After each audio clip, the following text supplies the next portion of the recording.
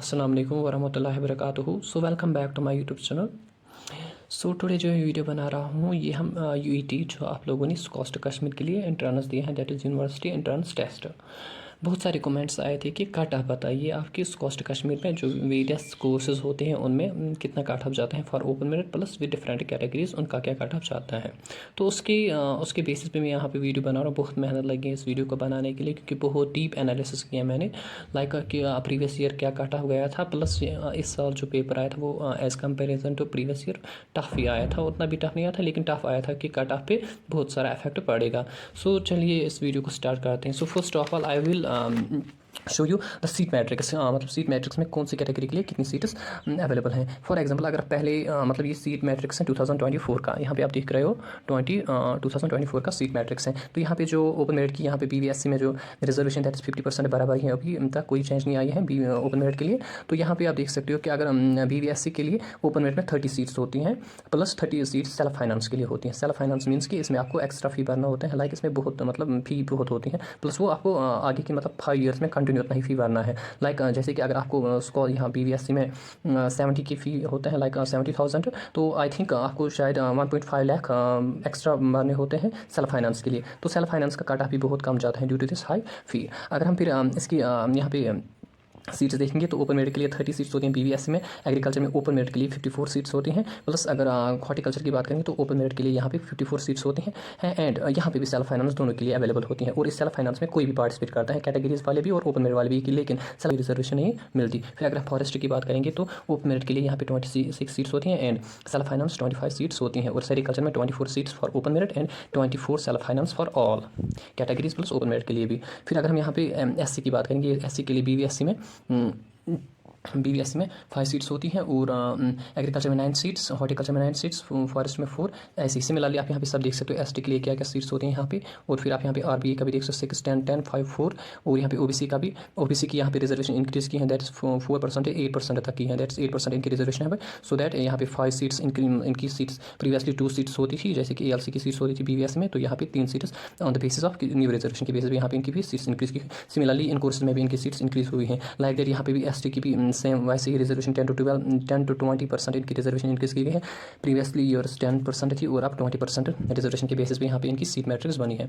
So similarly आप यहाँ पे सबकी सीट्स देख सकते हो। तो अब अगर हम यहाँ पे बात करेंगे टोटल गवर्नमेंट सीट्स जो होती हैं इस कॉस्ट में फॉर UET अंडर ग्रेजुएट के लिए 845 सीट्स टोटल हैं गवर्नमेंट सीट्स। अगर हम इन मतलब कैटेगरी वाइज देखेंगे किस कैटेगरी में कितनी सीट्स टोटल आती हैं फॉर ऑल कोर्सेज के लिए, लाइक आप यहाँ पे RBA की टोटल यहाँ पे सीट्स होती हैं ऑल कोर्सेज के लिए, लाइक उसमें आता है BVSC, agriculture, sericulture, forestry, horticulture etcetera, सब कोर्सेज के लिए इनके फाइनल जो होती हैं यहाँ पे seats that 52। Similarly open merit के लिए 261 और यहाँ पे देख सकते हो 43 फॉर SC, ST के लिए 106, OBC के लिए 42 और EWS के लिए 52 और गोजर ये भी एक कैटेगरी, इनके लिए अलग रिजर्वेशन होती है, 8 सीट्स इनकी भी होती हैं और ALC के लिए यहाँ पे 21 सीट्स होती हैं।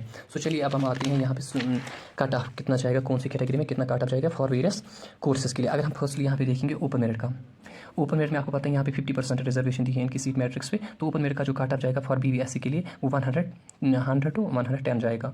और अगर हम RBA की बात करेंगे इन BVSC में, ये पहले BVSC का कोर्स यहाँ पे मैं बोल रहा हूँ, in different categories plus open merit में क्या जाएगा कट ऑफ। ओपन मेरिट में 100 to 10, RBA में 90 to 100, जिसके भी इतने पॉइंट्स आ रहे हैं वो मान के चलो उनको ये कोर्स मिलेगा BVSC। और अगर ST की बात करेंगे इनकी 20% रिजर्वेशन है, RBA की 10% रिजर्वेशन है, ST में 70 to 80 कट ऑफ जाएगा, SC में 8% रिजर्वेशन, इनका कट ऑफ जाएगा 70 to 80 और EWS में 10% रिजर्वेशन, इनका कट ऑफ जाएगा 80 to 90। और अगर OBC की बात करें A बीइंग 8% रिजर्वेशन, सो इनका भी कट ऑफ जाएगा 80 to 90, या फिर हम ये आप ये मान के चलो 77 to 85 तक इनका कट ऑफ जाएगा इन BVSC। और हम ALC की बात करेंगे 75 to 85 इनका कट ऑफ जाएगा being 4% reservation for and if you talk about CDP, तो CDP का कट ऑफ जाएगा 70। CDP में ये डिपेंड करता है कि कितने कैंडिडेट्स होंगे। अगर इनमें इनकी रिजर्वेशन 3% होती है, सो इनके लिए यहाँ पे शायद सेल्फ फाइनेंस में 1 सीट होती है, 1 सीट होती है, ये सॉरी BVSC के लिए 1 सीट होती है फॉर CDP। और इनमें जिस स्टूडेंट के हाई पॉइंट्स होंगे तो उसको BVSC मिलेगा। तो यहाँ पे मैं इतने प्रोबेबली ये ठीक नहीं बोल रहा हूँ कि ये डिपेंड करता है कितने स्टूडेंट्स होंगे इनकी कैटेगरी में, इन्हीं भी कैटेगरी है। सो दैट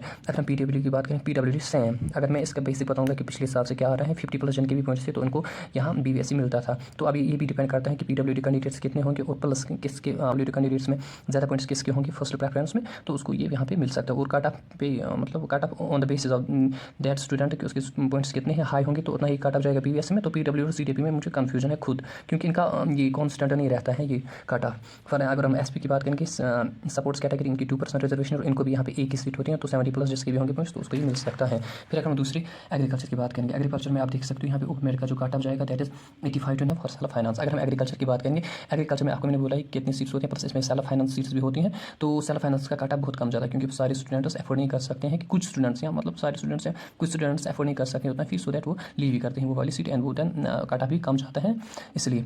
सो फिर अगर हम आरबीई की बात करेंगे 70 टू 85 पॉइंट्स, एसडी की 50 टू 60 पॉइंट्स काट ऑफ जाएगा, और एससी का 55 टू 60, ईडब्ल्यूएस का 55 टू 65, ओबीसी का 55 टू 60 इन एग्रीकल्चर। सीडीबी का आप यहाँ पे देख सकते हो 40 टू 50, पीडब्ल्यूडी 45+, इसका भी हमें ये प्रोबेबली हम यही बोल सकते हैं 45+ जाएगा, और एसपी का 60+ जाएगा in agriculture. Hot categories open merit में 70 टू 80, इसमें भी सेल्फ फाइनेंस सीट्स होती हैं, जो कि मैंने आपको पहले ही बोला वहाँ सीट मैट्रिक्स में, तो ये इनका काट ऑफ जाएगा, यहाँ पे आप देख सकते हो ये ठीक 60, 50, 58, 52 टू 55, 50, 40, हाँ देखा आप लोगों ने, बस ये इतना हॉर्टिकल्चर में काट ऑफ जाएगा।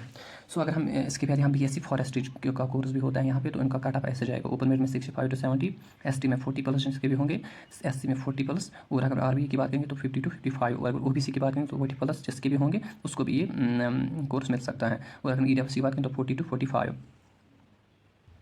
और अगर हम यहाँ पे सेरिकल्चर की बात करेंगे, बीएससी सेरिकल्चर, तो जिसके भी 40+ पॉइंट्स होंगे तो उसको ये मिलता ही है सेरिकल्चर, क्योंकि बहुत कम काट ऑफ जाता है इस वाले कोर्स के लिए। फॉर अगर हम एग्रीकल्चर इंजीनियरिंग की बात करेंगे, तो जिसके भी 50 टू 55 पॉइंट्स होंगे उसको ये एग्रीकल्चर इंजीनियरिंग मिल सकता है।